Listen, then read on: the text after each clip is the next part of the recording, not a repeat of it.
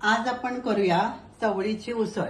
त्याच्यासाठी मी ही बारीक चवळी एक वाटी घेतलंय, 7-8 तास भिजत घातले। आता ही भिजवलेली चवळी ती आपण ह्या कुकरच्या भांड्यात टाकूया।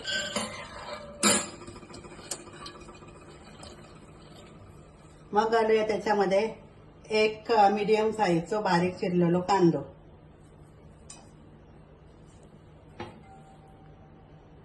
आणि पाणी।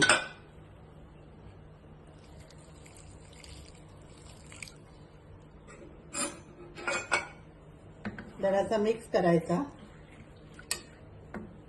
आणि कुकरचं झाकण लावून 2-3 शिट्टे काढून चवळी शिजवून घ्यायची। आता कुकर थंड होईपर्यंत आपण वाटण करून घेऊया। त्याच्यासाठी घेऊया एक छोटा मिक्सरचा भांडा, त्याच्यात घालूया थोडंसं कांदो आणि 7-8 काळे मिरी आणि थोडा ओला खोबरा। आता पाणी न घालता हा वाटण करून घ्यायचं। हे असं दाटसरच वाटण करून घ्यायचं। आता आपण उघडूया कुकर, कुकरची शिट्टी करून बघूया चवळी शिजली काय।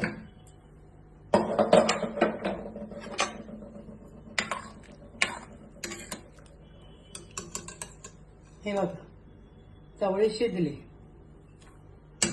आता गॅस परत ऑन करायचा। आता जी उकळली ते ह्याच्यात घालूया 1 चमचा हळद,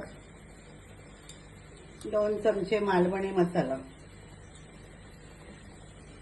आणि मीठ। मीठ तुमच्या चवीनुसार टाका आणि ढवळायचं।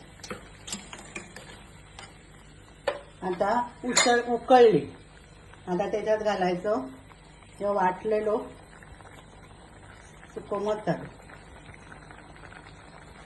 परत ढवळायचा।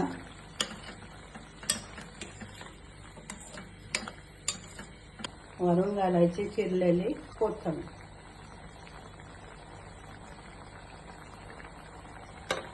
अशी ही बिन तेलाची चवळीची झणझणीत उसळ तयार। चवळी, कोथिंबीर आणि मालवणी मसालो यांचे एकत्र चव अप्रतिम लागतात। अशी ही उसळ तुम्ही करून बघा आणि आवडली तर लाईक करा, शेअर करा, सबस्क्राईब करा।